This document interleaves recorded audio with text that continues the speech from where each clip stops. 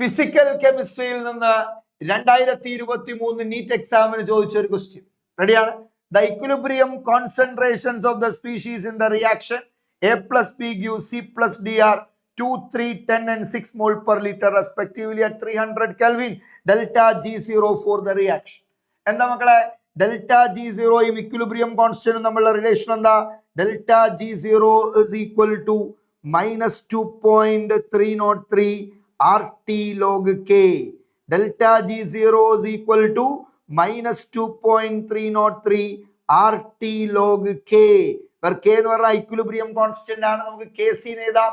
So അങ്ങനെയാണ് നിങ്ങൾ നോക്കണം എന്ത് വരടോ ഡെൽറ്റ G0 -2.303 ഇൻറ്റു ആറിന്റെ വാല്യൂ എത്രയാ? നമുക്ക് ആൻസർ വേണ്ടത് കാലറിയിലാണ്.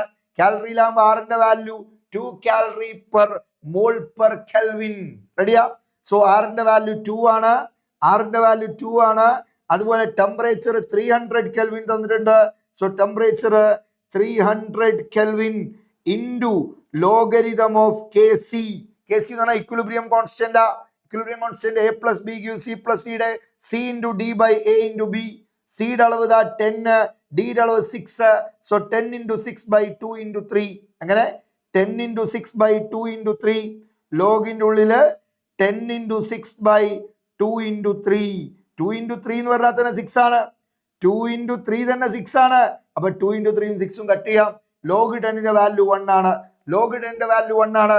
സോ അങ്ങനെയാണ് നമ്മുടെ ആൻസർ എന്ന് വരും മക്കളെ 2.3 into 2 എത്ര വന്നു? 4.6. സോ -4.6 into 300 എത്ര വന്നു? 4.6 into 3. 4 3 12, 3 6 18, 13.8.